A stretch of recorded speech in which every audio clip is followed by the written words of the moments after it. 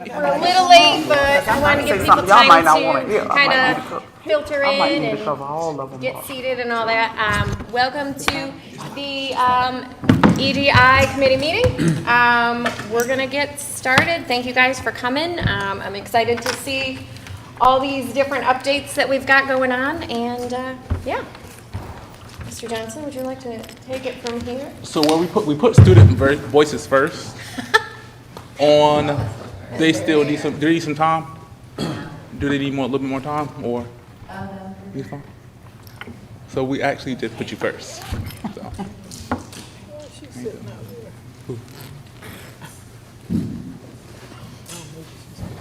Yeah, the floor is yours. Student voices. So let me pull it up. I didn't see a... No, it's on the other agenda. It's for tomorrow's agenda. Do you want me to go to that? I'm gonna forward it to you right now. Okay. These are microphones, and so people who are watching online, so if you want to come here, yeah. Sure. Awesome. Well, hope you all are well. Thank you for having us again. Sorry. Where we're done. Access to my email.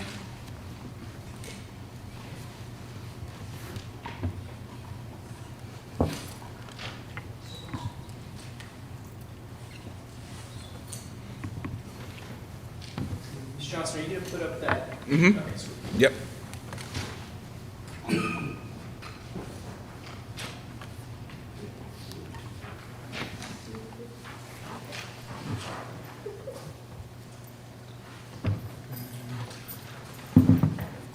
Thank you very much. Thank you. Oh, thank you.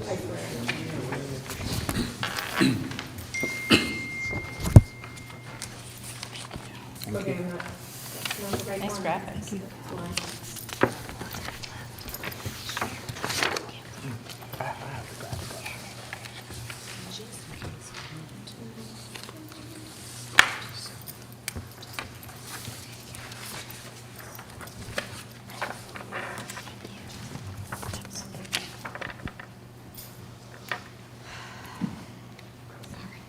No, you're fine.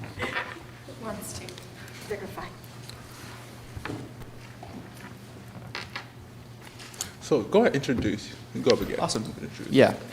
So, I hope you all are well. I'm Solomon Bond, junior at Hoggard, here representing Student Voice. We had a few conflicting schedules with track and sports, et cetera, going on, but I'm here to represent us. But some of us are probably watching online, and we came up with all of this together as well as the graphics. So I just want to give you guys a quick update. First of all, for those who are not familiar, to reiterate our purpose, Student Voice seeks to provide structures for students to work and collaborate with equal voice with adult decision makers so that there are options and opportunities for students to impact decisions that have a direct impact on them. As the biggest stakeholders in our education, it's important we are involved in the conversations that affect our education. Right, so last month we had sent our recording video in which we had the intention of going to the principals meeting and charging all the principals at the middle and high school level with spreading a Google form or a survey or a interest form. That way we could collect data and come back to the board and let them know specifically how many students were interested in joining the engagement team and committees. Unfortunately, we were not able to do that in the time frame given as we didn't know the dates. We needed to submit the approval for our interest form to go out, and also the meeting was more of a PD, professional development meeting, and wasn't the proper forum to display this. So just to give you guys an update, we went another route, meeting with the equity team leaders, Ms. Abby Noble and Mr. Brian Jones. One of the ways the students learn best is through peer-to-peer interaction. So our Student Voice team will be attending the Student Equity Summit later this month. We will have a little booth set up where people can learn more about us, and from there we'll be able to collect some of the data.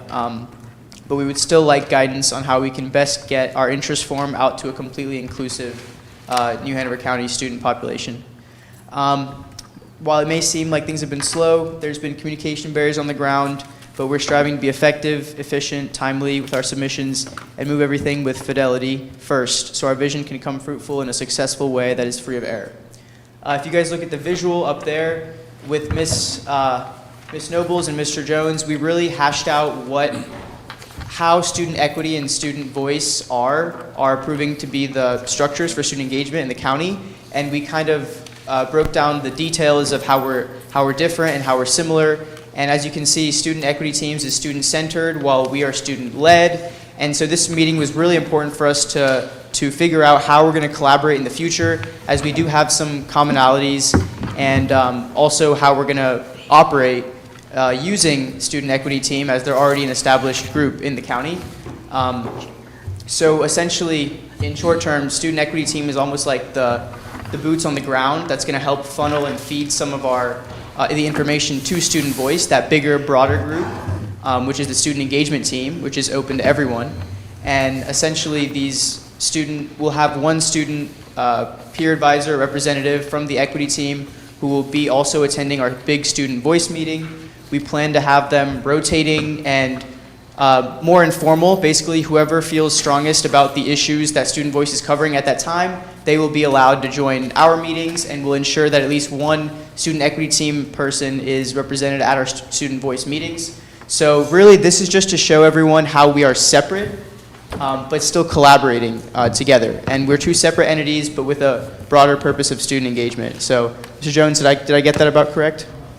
Awesome. Okay, cool. So yeah, this is where we are so far. We still have some more things to work out in terms of the application. Student Voice will still have its own separate application, but really that we've been working on just like the dynamic between student equity teams and Student Voice, and how we can best interact to help our students in our county. So awesome. That's about the only thing I wanted to update you guys on so far, but if you have any questions or anything, please let me know. Snowballs, did I miss anything? I don't think so. Okay. No worries. Can you go scroll back up? Sure. Thank you.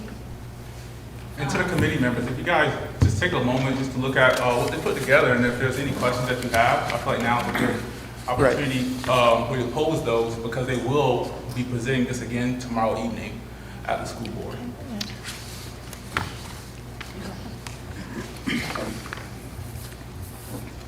Do you have an estimated, like, how many people do you have engaged in your equity teams?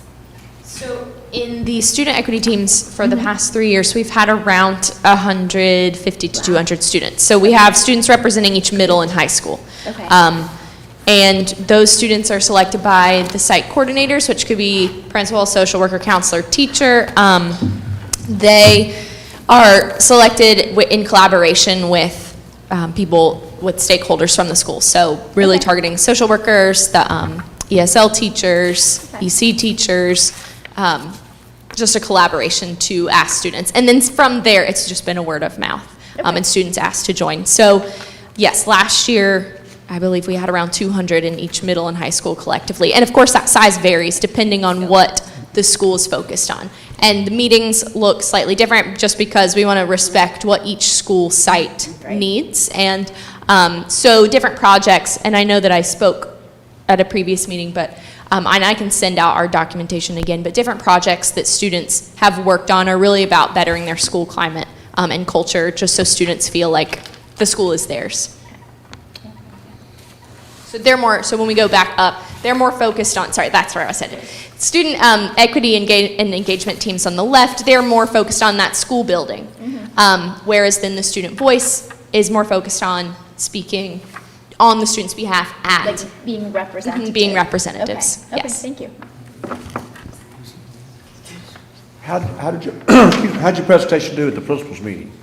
Oh, like I said, we unfortunately couldn't meet at that meeting. It was more of a professional development. It wasn't really the right place, we found out. So we're going to probably have a little booth at the equity team meeting instead, and that'll be part of the place where we start collecting that data. So we unfortunately couldn't do that principals meeting.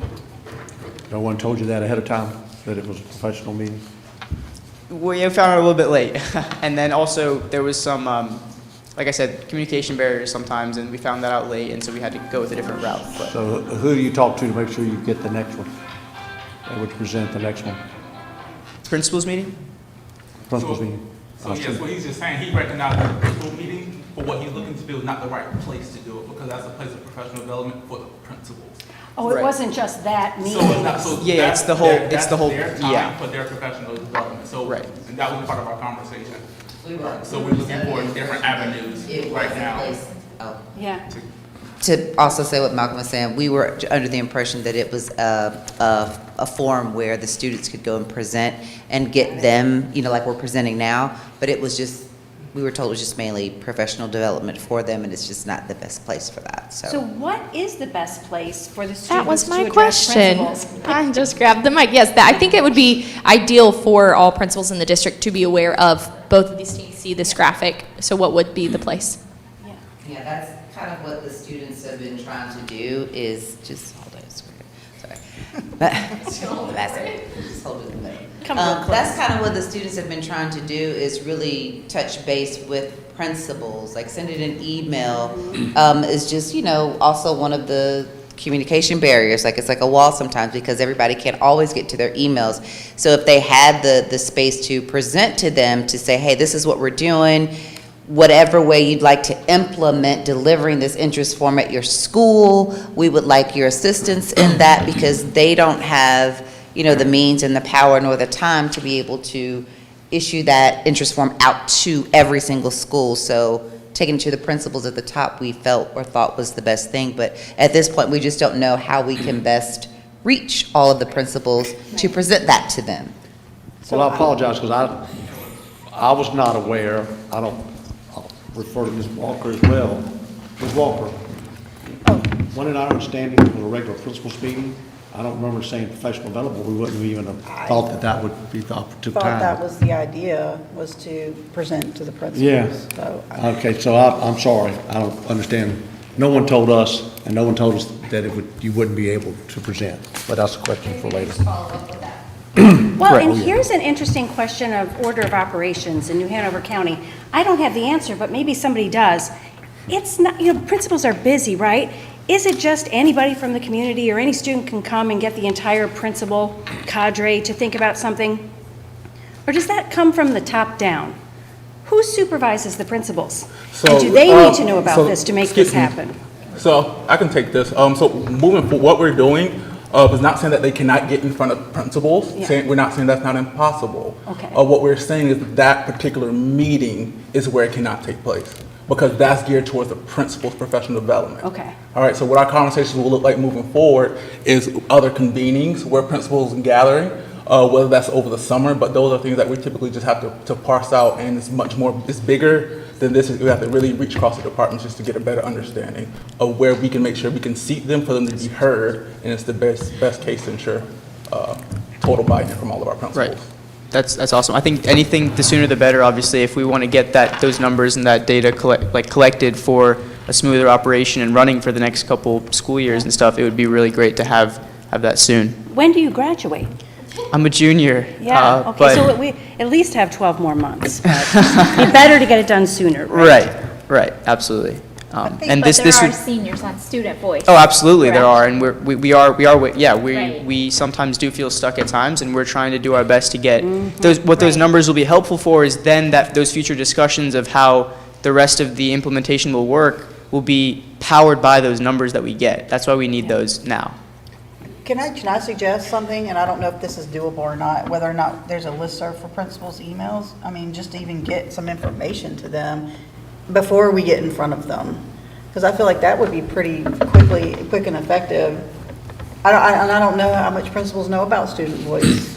Do we know? A few do for sure, from I know for Laney Tenea and Hoggard High School, and we've had the Roundtable and a few other locations, but Myrtle Grove, C-Tech, so we do have some, but I think we've struggled a little bit with the emails, and we've tried other methods like sending a video online. I remember Cassie and I one time made a 2-minute video. We've sent those. It's tricky online, so really a convening where they're all at would be best. I have a couple of questions and a comment. Is it under the purview of this committee as adult allies to help the kids negotiate these barriers? Because it seems like this is an untoward roadblock that we should be able to help them manage through, because it really has to go their ability, and we don't want our kids to be frustrated in moving forward. So that's the first question. And then comment is this only way that they can get the interest survey out, because I know the comms department will send out mass emails to all the families, you know, and can it go directly to each household that's, you know, signed up for email like other announcements, because I know that's what they did a few months back for SEPTA. They put out an announcement through the comms department to let the community know that we exist, just like we want to do for the kids with Student Voice, and then how to contact for membership for information. So is there a workaround? Is there more than one way to do this? And is it under our auspices to help the kids move forward? So to your first point, it's absolutely uncharted territory, so which is why this opportunity is very unique on both ends of the spectrum for our students and for our adult allies in the divisions, because as we're implementing their policies, now we're at, well, they have their policy confirmed, and now we're at the implementation. What does that look like? You know, so that's the conversation we're having, and moving forward, you will have consistent updates from Student Voices, so it doesn't appear that there's no movement. So that's one thing that one of their promises, well, my promises to them was an open line of communication. So that's things that we are navigating. And as far as the principals, there are many avenues to get that information across, but Student Voices, which is a student-led organization, made it a point to want to identify the principals. So with that being the avenue, I support it. If we shift, we shift, but however you guys want to, move, I'm here just I think to guide Ms. that. I wanted to say something too. Did you have something to say, Ms.? Me? No, I was. Oh, okay. So I just forgot. Oh, so one of the things that I thought was really super powerful here recently, but which was also super sad, the young man DJ who passed. What I saw from that is the way that communication was delivered. I never met DJ. I did not know him, but I prayed and I contributed, and I tried to do my part as much as I possibly could in support of his life while he was here. But in the process, Instagrams were hit up, Facebooks were hit up, school Facebook pages were hit up. The county newsletter, I believe, sent out information about him, and then from that, our principal had sent out our regular newsletter inviting teachers and students and families to wear purple in honor of him. And we all did, and it was done throughout the county. And I looked at that and I thought, well, okay, if that can happen here, can it happen here? Because if all of those forms could be used to celebrate his life and to encourage and pray and hope for him, can we not do the same? I hate to use the two as such, as an example, but that's the only one that I saw that was like really super effective. Can we also use our Student Voice page, use Twitter? Can we, encourage, can communication, send out something in the mass email to all employees to get this information to see, hey, would you be willing to do X, Y, and Z? Would you be able to share this interest form out with your schools, however they wanted to implement it? Like, if so, please give us a shout back, fill out this form, give us a something, but we just really need the push, because at this point we're needing to still have the same conversation of delivering our information and support us on delivering that information, if that makes sense. Can I just say, doesn't it say in the policy that you guys can communicate with communications, or no? It says, Because I was just reading in here. it does, but it doesn't give us a, Yeah, it says communications and outreach division. So I think maybe that might be, because it is, like Malcolm said, a student-led group. I think if the policy says it's okay, let's reach out to Josh at communication, or whoever's in charge of communications. So again, I just want a reminder, this is a student-led organization. Our students right there, the team of students, identify the principal as an avenue. So I just don't want to conflate it that we didn't explore or we weren't open to. The principal was that avenue, and any new exploration of any avenues is something that's being identified right now, and that we're going to take that in full account. So in our conversations now, it's not necessarily approaching as if it's been a barrier. It's now we're seeing that this is going to be another course of action. So I do want to make sure I'm redirecting that, so we're not approaching that this is a barrier. No, this is new information shared with EDI committee like it's supposed to, so we can workshop. All right, so I just want to reframe that as we continue this conversation. And just also as a clarification, the student equity and engagement teams on the left side, those are not student-led. So these are student-centered, but adult facilitated, because they're at their school sites. Their students are working on projects during the school day. They need the support of a facilitator, an adult facilitator, who would be that site coordinator, counselor, social worker, teacher, principal. So there is that difference, which is why we have underneath student-centered versus student-led. Yeah, that's really helpful. So reading the policy, and this was passed in October of 2022, October 4th, 2022. In Section D of the policy, the superintendent or designee, which is the Chief Equity, Diversity, and Inclusion Officer, will establish and maintain the following structures each academic year to reach the goal of increased student voice in New Hanover County schools. And so that includes the Student Advisory Council for the superintendent, the student equity teams, one student on at least all board committees and board advisory committees, and the student engagement team. That goes on to say, point 5, that this will provide opportunities for connecting and convening any students who are included in the formal structures. So I think the board passed the policy October 2022. The superintendent is responsible for creating procedures through a designee or some other structure. So that's And I think, Malcolm, you're doing a great job of telling us that's underway, but I think the timeline. So I'm the point of contact. Yeah. But what's the timeline to make this happen? Because it's to happen annually. So what do we think the timeline is? Because I love seeing these people. So, and that's every part of month. our conversation. Right now, we met on the 28th, Yeah. This past 28th, and we talked about what's a scope and sequence for programming. Yeah. Because when we're talking about these student-led organizations, we do have to recognize that, especially if, in the case of student voices or the student engagement umbrella receiving funds, you can't program, then go for money. These things have to be budgeted prior to. So those are all conversations we're having of, the structure. So is this going to take on a district club structure? I know there's a district club structure that doesn't happen, but when we meet, so when I say we as the student engagement team and myself, those are the conversations that we're having, because we have to really, not we, they, and we have to support when they land on a model that they want to adopt.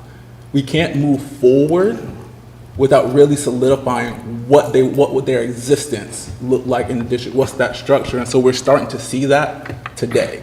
Okay. There has been a structure established for the past few years, I guess 3 years. Brian, how long have we been doing this?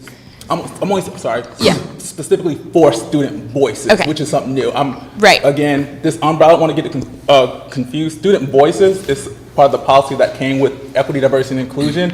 What you're seeing now is student equity teams, just a collaboration and alignment. So we don't have so many student groups operating independently. So this is just showing alignment. However, student voices is what's going to filter straight into the equity, diversity, and inclusion officer out into the board.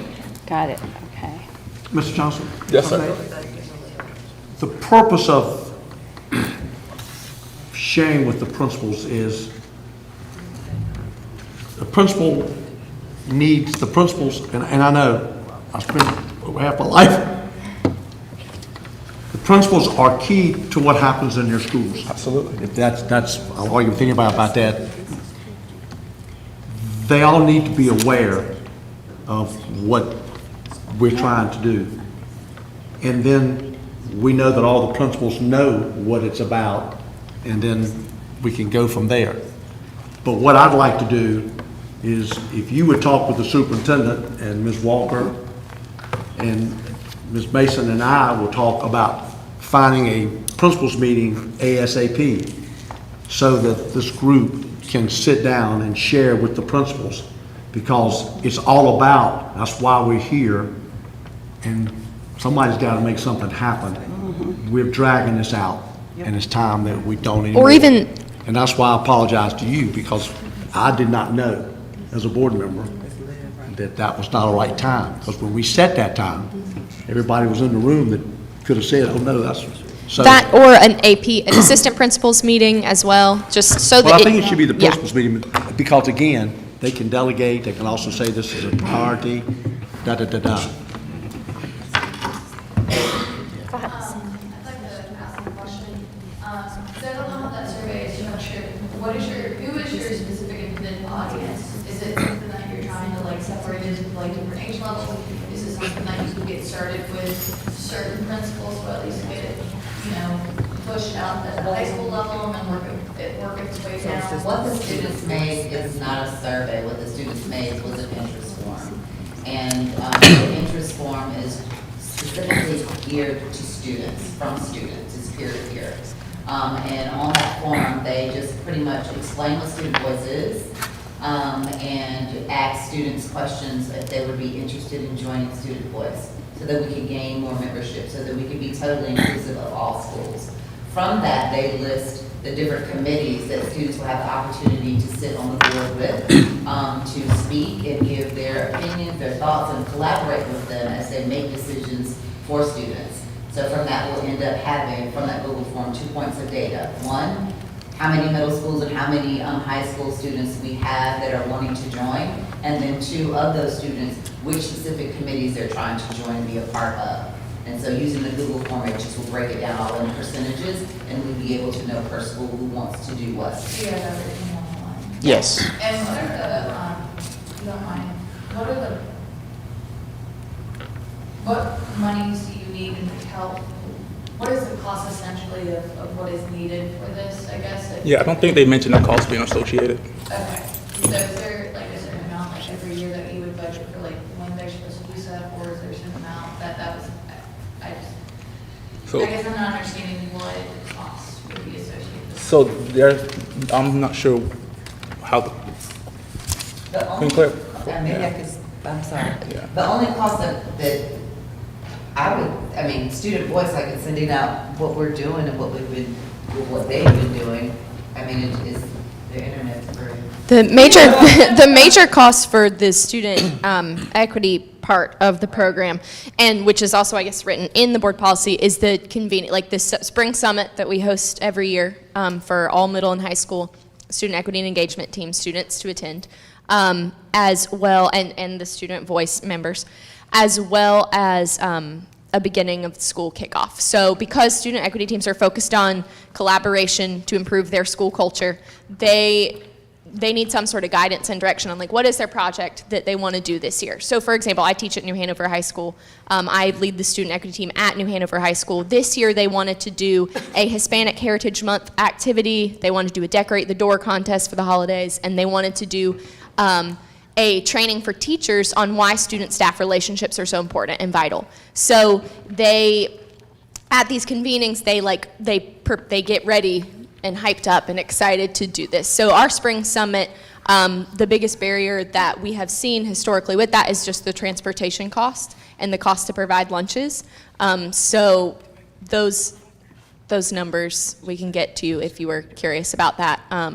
But yes, so those costs associated with the bigger convenings. And then for our school site coordinators, historically, we have had a day of professional development for those site coordinators so they can lead their groups effectively and really facilitate student growth and gaining those leadership qualities, because we're very focused on leadership, opportunity, and voice for those students. So,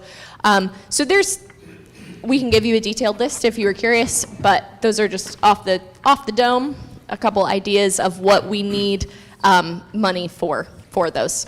But one question that I have, and it should be quick, but, oh, I'm sorry. Did I interrupt? No, go. No. Well, we need to move on pretty soon. Is it possible for you to, if you want to do it quick, that's fine. Yeah, it's really fast. Go for it.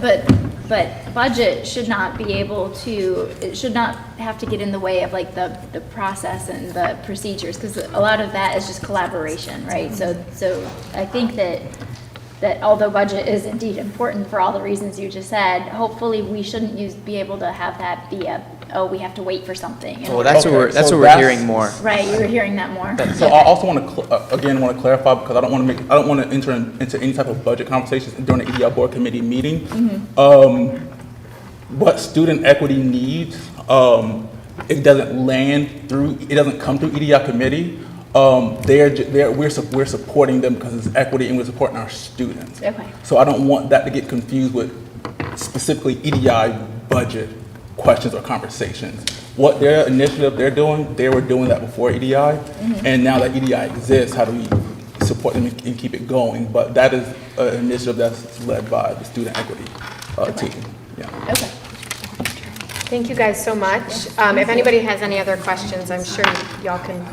Okay. Oh, I'm so sorry, I did not even see you. You got it right. You gotta be like super.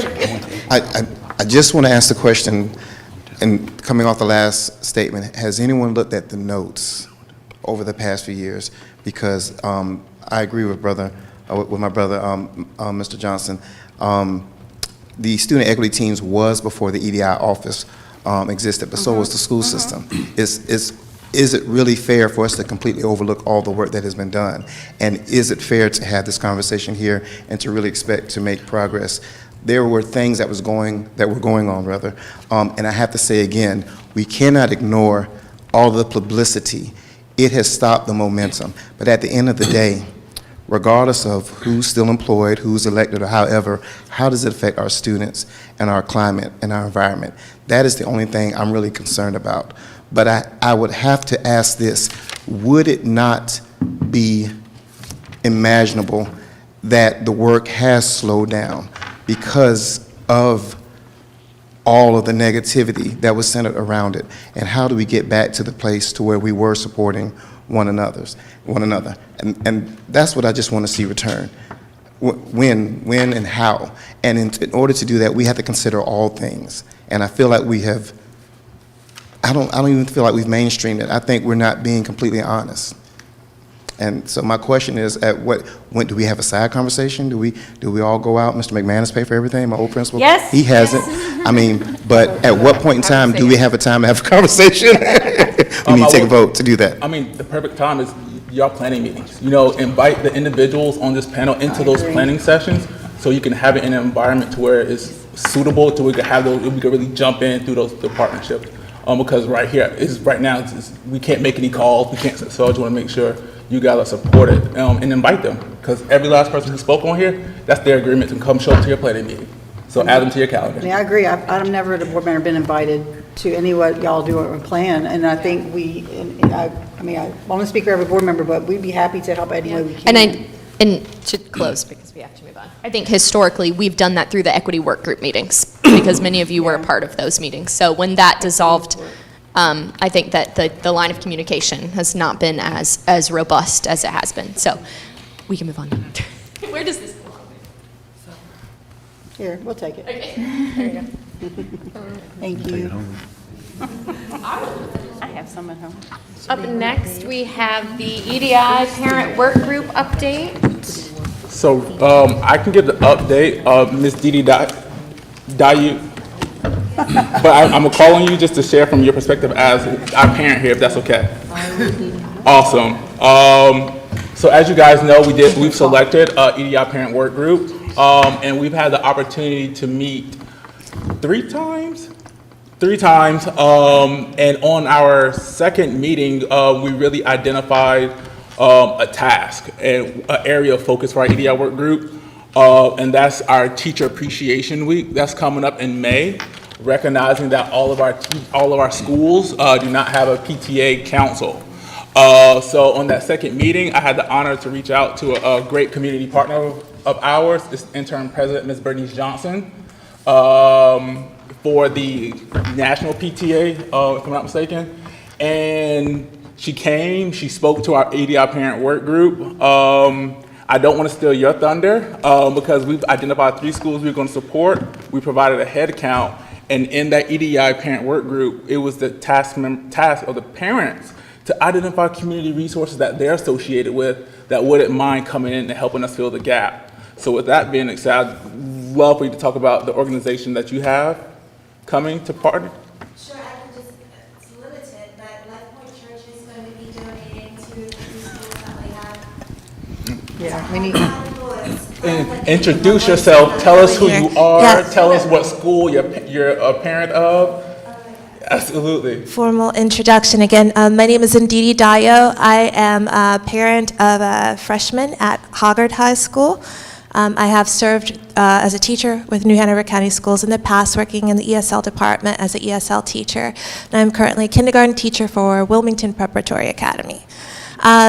As far as our contributions that we have listed, as of now, I know that LifePoint Church will be donating to the schools that we indicated that do not have PTA right now, and so they're really excited about being able to lend a hand and help out with that. So they're getting sweet D's and all kinds of goodies and treats delivered to them. So look forward to that. So awesome. So shout out to LifePoint Church so far. We're still looking. Right now, that's just one church, one organization, institution that has agreed to help. So if you guys know of anyone who would love to come help and support us and kind of bridging that gap for our teachers, they definitely deserve it. We have the head count. So if you want that information, please feel free to email me directly, and I will update our spreadsheet with that information. So again, thank you so much, Ndidi. Did I understand that that's for select schools? So it's for the schools that do not have a PTA. So I can give you the name of those schools. That would be great, thank you. Let me bring that up. Sorry about that.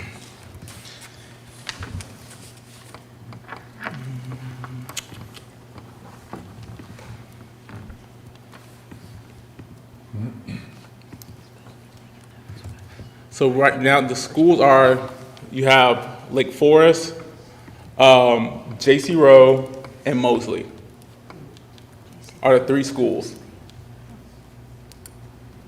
Am I missing any schools? I don't think I'm okay. I see some head nods. I like that. All right. So absolutely, if you can support, reach out to me directly, and I can provide you the faculty count for those schools. Awesome. All right, let's move on to the EDI report. Okay. All right, so good evening, board members, committee members, community members. I am pleased to bring forward the EDI division report. On Tuesday, March 7th, UNCW Watson's College of Education, in partnership with Cape Fear Community College and New Hanover County Schools, hosted the Coloring Landscape Summit.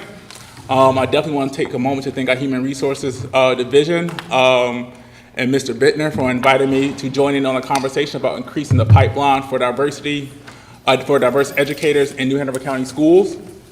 For the month of March and continue throughout the school year, I'll be working with our graduation teams to make sure we get each of our students across the graduation stage and just really supporting their efforts because you know graduation season is upon us.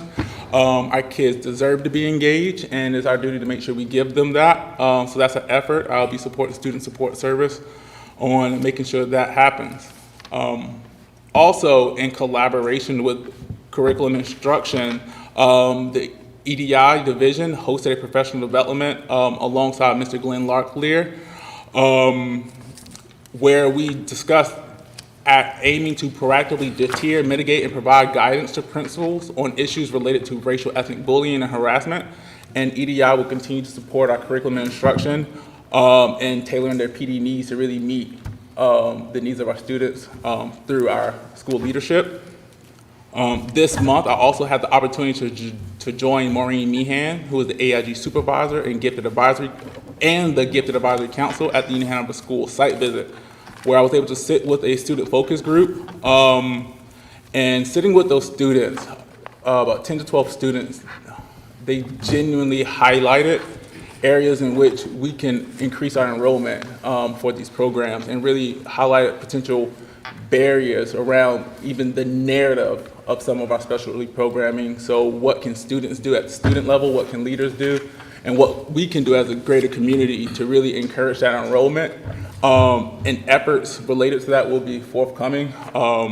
So just stay tuned for those. I also joined Miss Maureen again. I've been doing a lot of work with her, and also Angela Jeffrey and Miss Jennifer Crudelli, the New Hanover County Schools AIG specialist, doing the most recent professional development, where teachers explored the 2022 AP participation and performance data. And one of the most notable data points was the increased overall AP participation in exams taken for all of our students. And with overall increased participation, we also saw an increase in some of our underrepresented student groups. So curriculum instruction is continuing in their effort to really increase the amount of students we have in our specialty programs, taking the rigorous curriculum, and just kudos to the whole curriculum instruction team for allowing me to jump in with them on that effort. On March 3rd, New Hanover County students traveled to Greensboro to take part in the Blue and Gold Bus Tour, Males Exploring Pathways in Education. I was able to join the students on this event where Dr. Fowles was one of the speakers on the panel there. And being at that event where you had educators and over 200 students, 200 male students in one room, able to talk to seasoned superintendents, student teachers about education and the different avenues that take place once you give that service to the classroom. So it was really phenomenal to see some of our students already enrolled at A&T take part and really engage. So shout out to our students who joined us. And upcoming, we have on April 20th, we're headed back to Greensboro. This time we're going to the University of North Carolina at Greensboro. And they're going to host our girls who are interested in health sciences for an immersive and informational tour of their newly built state-of-the-art nursing school. Both of these events were in collaboration with CTE, so shout out to CTE. These trips would not have been possible without Ms. Futrell, Mr. Nixon, and the whole entire CTE team, so I look forward to just the continued work with them. And I also want to shout out our guidance counselors for getting this information about both these trips in front of our students. And I'm looking forward to this continued exposure for our scholars. And that concludes my EDI committee report. Very nice. Students do we have on that blue and gold bus? So they only nominated, 20. Well, not nominated, they only sponsored 20 slots, so only 12 students From New Hanover County Schools across the district went. So who initiated it as far as nominations? So there was no nomination. So we, it was through collaboration with the guidance counselors, pushed it all out for any student who was a male, had a minimum, the minimum GPA required was an unweighted 2.5. So we really just wanted to open it up to any student. It was unweighted. So any student who can go. Of the 16 that we had apply, only 12 saw the trip through. And it's just high school students? It was geared towards senior. These two trips are geared towards our juniors and seniors. Because if we want to focus on growing our own, we should probably start looking towards middle school. So that sounds like another experience we just have to create. Yeah. Absolutely.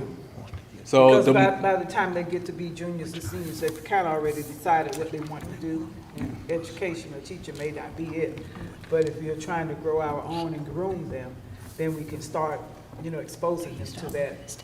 You know what I'm saying? Yes, absolutely. And just like what Ms. Beatty said, how those two experiences came to my desk was someone sharing that and bringing the resources and merging that communication between the institutions, and it happened. So if anybody has those resources that want to be in support and experience for our scholars, please connect with me and we can make it happen. I would like to know more about that too, because I've called A&T, because that's one of the things that I was inspired by high school, middle schoolers, and high schoolers, but they were saying that they had to be juniors and seniors. Yeah. And that, because we didn't choose that yet. I'm like, no, our babies need to know early in the game. So that was A&T's requirements for that experience. So yeah, Oh, that was so yeah, we just really mimicked who their target audience was. So yeah. Ms. Mason. Will the school district, along with the county commissioners, pursue creating a MOU with these institutions to make it easier for students from here to go there, like they did with Cape Fear in Brunswick County? I mean, that's a great point you lifted up. I mean, that's something we just have to investigate. So I appreciate you bringing that to the table. And the A&T is not the only university, but I am struggling with that as well. A lot of our UNC schools, they don't unfortunately provide tours, or they're not really available to talk unless you are a junior and a senior. And historically speaking, in our County schools, if nothing else, we at least had Rockame that did mentor our students to prepare them for college. So I have to say again, we have to look at what we have already in place and take those and bring everybody into the fold, because historically speaking, stats are one way or another. I would love to hear the numbers on all the growth because it's 2023. At the end of the day, there's kids graduating again this year, that year, and so forth. We have got to do, and I know Dr. Faustus said that himself, we've got to do a better job of getting college information to the kids as early as elementary school. Yeah. So, and Yes. my office is Yes. an additional conduit, to those experiences. So as they come, like I said, we'll push them out. I push them out on all platforms that I know of. So please feel free to connect with me, and I'll push them out to you, and you just get them out to the community. I have a quick question, and I mean, I think that's really well said, and it's just, maybe this is more for the announcements, but we at GE, every year we put on the Girls in Technology Summit every year, and we gather middle school girls, like, for the pipeline. It's exactly for the pipeline, so that they are aware of, like, what careers in STEM could look like. And it's April 27th this year. I would love to get with you. I know we've already sent emails out to principals and stuff, but I would love to get with you and supplement that perhaps. So, and one thing I do have to just go back and talk to my colleagues, especially curriculum instruction, because I'm not sure right now the hard cutoff for some of our, because the summer's approaching, for some of our field trips. Sure. So I just want, I want to clarify. April 22nd. Yeah, usually it's sent to individual teachers. Yeah, and right. so like I usually get it and Yeah. I pass it on to another colleague. Right, in the past it's been science teachers, for example, but I'll get what we have done and to you, just so we can connect before and see if there's anything. Absolutely. And then the only other thing I was gonna ask, and this is more on like a pipeline thing, and I love the work you're doing with AIG, I think that's great and super valuable. Are we having, and this is kind of a very early identification, I know they do nurturing for young children, and I want to say K through 3 before the official AIG. Is that done everywhere, like in every school, consistently? Like, how are we doing the nurturing program? I'll have to look at because it's like a clear pipeline answer. question. Okay. So yeah, the more I can learn about that, the better. We did see some data 2 years ago, right, where we saw Did that we? Freeman did not have an AIG teacher, so the Oh, nurturing okay. couldn't take place. But we Right. don't have any current data to look Okay. at. Okay, because that could be something we could look at, just to make sure that we're doing it wherever we can. Absolutely. Okay, great, thank you. Exactly. And I would just like to say one thing, I know that it's a lot easier to bring people into our schools than it is for us to get people, or our kids out. And I know that there are some, and, because I taught in Hanover County schools, and we had to go through this process to see if it was worth bringing, like, certain people in for, like, high-paying jobs or very particular jobs during the time where we had, I think it was, not hiring a lot of people from other countries in, but trying to find more physical science jobs. So they were trying to make a push within the schools to make kids more aware of different jobs that they could have. Yeah.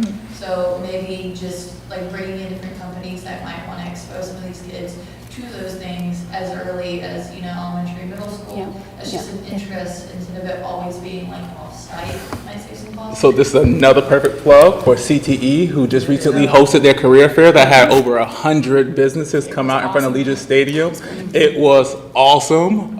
So opportunities like that, just to keep, keep pushing them. Absolutely. And one thing I love that point, and it's also we balance it, because recognizing our students, especially inner city women, that exposure to what other places look like is just as key and it's just as vital for them to see what that life looks like. So absolutely, just that marriage of both. So thank you. And I think the other really awesome thing that just happened not that long ago was that we had a principal for the day. So we had lots of community leaders in our schools who saw what's going on and gave them perspective. And so reaching out to them, they want to help. They want to support our kids. So reaching out to those business leaders, I think is going to be a powerful asset too. But is that something that, who can do that? Who can reach out to those business leaders? So I would like to put a plug in. We're getting ready to form a community task force, which is going to address systems and ways that we can reach the community better. And that's in the works right now. I've had my second meeting with our academic officer on that. And then the next couple of months, we're going to have a meeting with various people in the community that connect with businesses and how we create the pipeline for that sort of, because there's a lot of interest out there, like Ms. Mason said, especially after our principal shadowing day, we got to come back here and we got to talk about what we learned and and there was a lot of energy behind companies getting involved. Now, GE does a lot already, but I know there's a lot of people out there that really want to do more. And so what we're trying to do is just figure out how we can make those connections stronger. And Stephanie, if I could mention, Genesis Block is like homegrown here, and they have a lot of small businesses. You have Cape Fear in County that has small business centers. It's an easy way for kids who are already here to figure out how to integrate themselves, not just be a part of a really big business, but how to start their own well. Yeah. So, I mean, I would push Genesis Block because they are technically already, they help supply some people in businesses, small businesses, already in the schools. I've already done that this past year at CTEC. So, I mean, I would push that. So we have on our task force, we're going to have the chamber president, so that's going to be very helpful. So we're trying to add people to the task force that will be able to bring their unique kind of ideas, whether it's from healthcare, whether it's from business. And this small group is going to be able to come up with the pillars that we need in the plan. And so we're in the beginning stages of discussion on it, and hopefully, as it plays out, we'll be able to make all those connections. So they're good name dropping because they're out there. I know they are, and they all want to. A lot of businesses want to help because they want to make our district stronger. Can I ask a question? Well, can I make a comment? When we are looking at, and so this is across the board in any educational institution, when you're looking at making business connections, you look at the purpose in which you're making a business connection. If you're making it for curriculum enhancement, make sure that whatever businesses you're bringing in is connected to the curriculum that you are trying to address.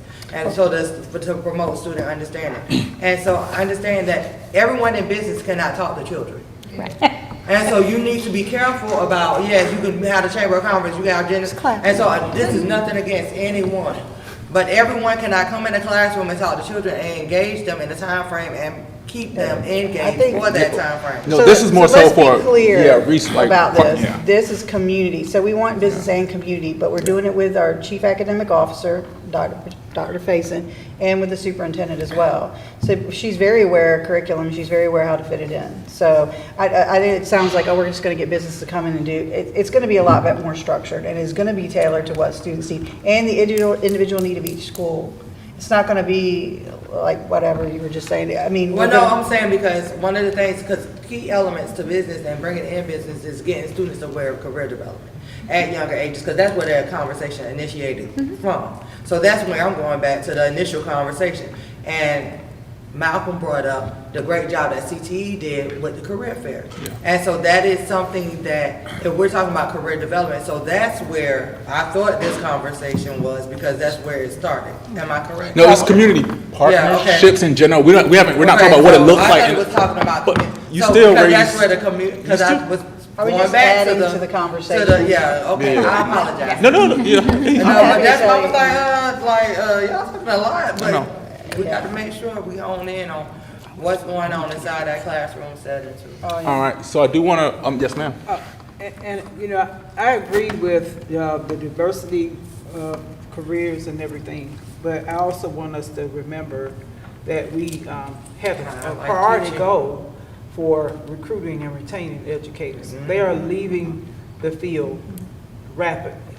And so we need to put a high priority focus on the interests of students who are, thinking that they might want to go into education and maybe groom their thoughts, kind of lean them in that direction.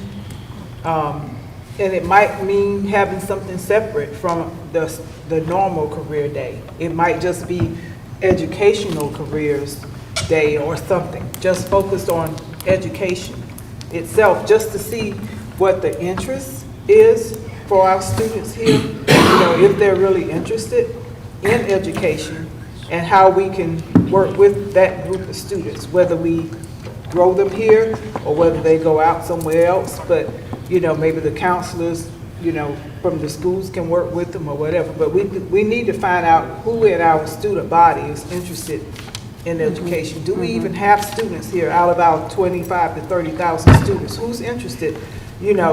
Not all of them, because we know some of them, well, let's just say 10,000 high school students. Just throwing that out. Which of our 10,000 high school students are interested in going into education? And maybe start, grooming them, working with them, letting them know what types of disciplines they could go into. What's the disciplines that have deficits, where people are really needed? Math, science, where? Special education, whatever. And not to throw out all the other careers, but we started out realizing that we really needed to recruit and retain educators. I have a friend that is retiring from UNC Charlotte in June. She's already retired from teaching, so she went back because they couldn't even hardly find anybody to work with teachers. And when she started doing this, after her first retirement, she had like 20 and 25 students. Now she's getting like 6 at UNC Charlotte, and it's really sad, And then when you think about what's going on in the country, with the violence in the schools, that's really going to push people out. I volunteer at elementary school, and I got like sick to my stomach last week and was having a challenging time making myself go to the school to volunteer. So, we got to do something to, spin this around and put a positive spin on it. I just wanted to throw that in. Thank you. So we do have about 10 minutes left for community. We got about 10, yeah, we do have about 10 minutes left.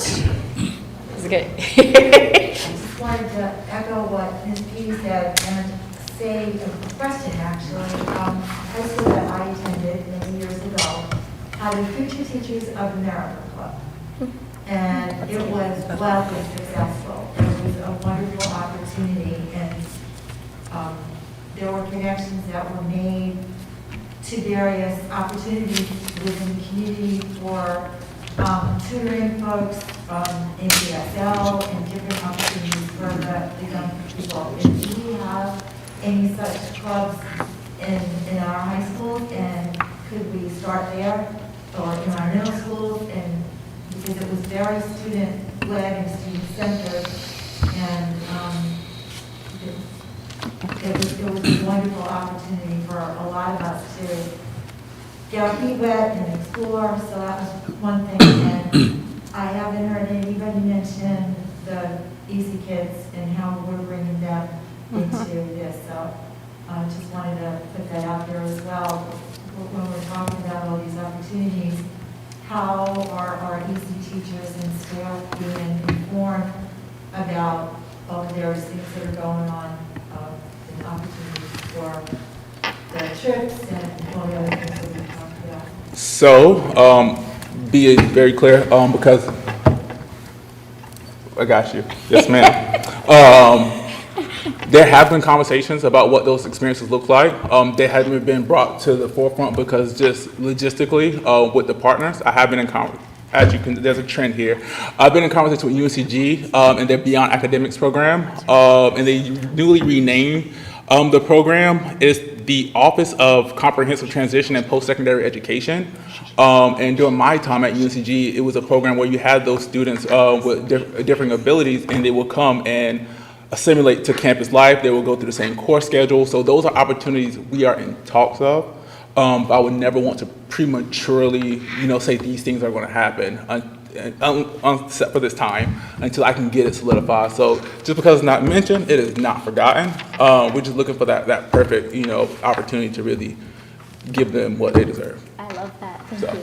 Absolutely. That's great. And I just wanted to bring up, I'm not sure about how New Hanover County schools, I believe there were teacher cadet classes going back to that teacher recruitment and retention. I do know it's in the. They have CTE classes that do teach your program. Yeah, I don't know if they exist in every high school. I don't know, Dr. Faye, who is is it, not Dr. Faison, CTE director? Ms. Ms. Futrell, yeah, she brought it up during our, during the Color the Line, during Color the Landscape service that they are CTE, they have Teacher Prep 1 and Teacher Prep 2 currently right now in schools. However, there are other counties that do have like student affinity groups, teacher cadet programs and various things like that. So that is one question that I was going to ask. Like how do you expand on what is already happening with CTE just to make sure you target it more, because there are children in elementary and middle school that already know they want to be teachers. Now, in what realm, they don't know. But if we can promote education within, I mean, because, teachers are charged to promote every occupation except teaching. And so, like, that's the most craziest thing in the world. Like, we're supposed to be doing STEM, we're supposed to get them in STEM, but we're not promoting teaching. So that's... So really quick, I do want to give Ms. Black her due diligence because she has one last update before we end. This is a great conversation. I know we can talk about it, but I definitely want to give her time. Thank you so much. That is so kind of you. I want to thank Ms. Mason and Mr. Johnson as our chair and our chief diversity, equity, and inclusion officer.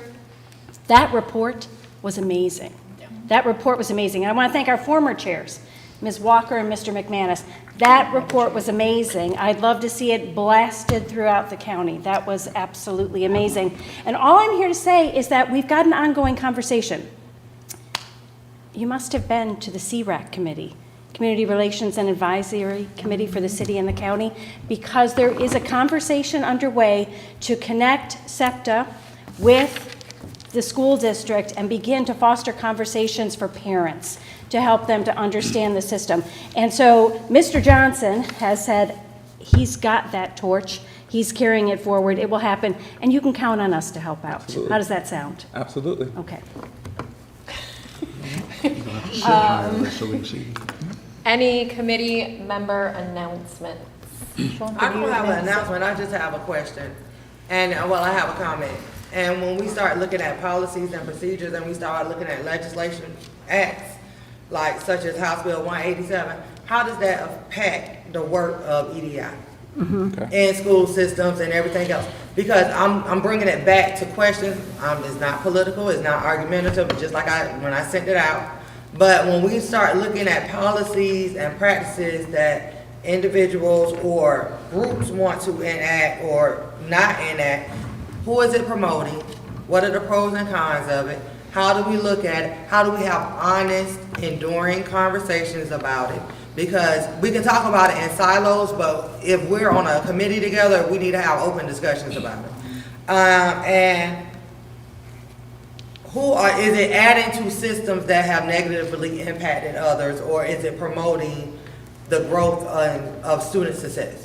Because that's all we're here for. It is all about the children. It is all about how they're going to be successful. So when we start looking at policies that, whether they're in the news, whether, I don't care what your political party is or who you vote for, like, it doesn't matter. But when we have policies that some can seem, like we need to have a time frame in these meetings to have conversations about them, or outside of the meetings or whatever else. And so that's just my comment, because I know it's almost time for us to go, and I'm hungry. But I didn't want to say it like that, but I just know that it's just there. It's there. The conversations are taking place. The newspaper is waiting for somebody to say something. The news media is waiting for somebody to say something. But if we don't have open, honest conversations, and it's okay to have alternative points of view. Like we don't have to believe the same thing, but let's have a conversation about why we don't believe the same thing and what reason we don't believe in these things, and why do we feel like this should be dismissed, or why we should feel like this should be accepted. Because all this shadows and all this side talks about what is going on, like it's not helping our children. It's not helping the children, and whatever. Thank you.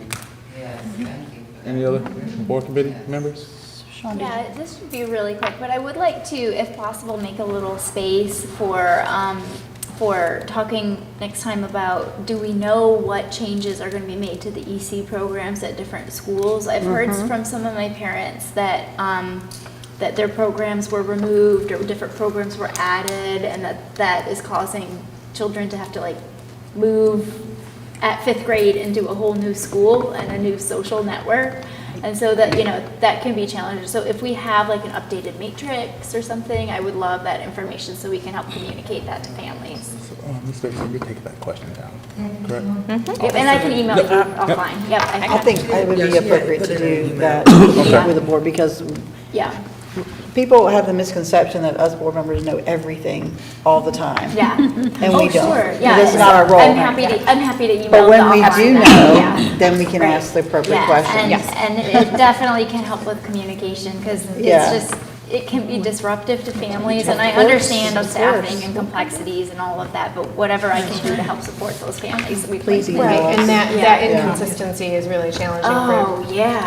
for all kids, but particularly for Right. EC kids. That's right. And having that in Structure. it throws it all off. Right. I get Yep. that, absolutely. Okay. Absolutely. Beatty? Thank you for bringing Yes, that up. thank you. Sean, can you just I announce just again what wanna that say, announcement was? thank with you the so GDs? much. Ms. Walker. Oh, yeah. Give us one, I'm sorry.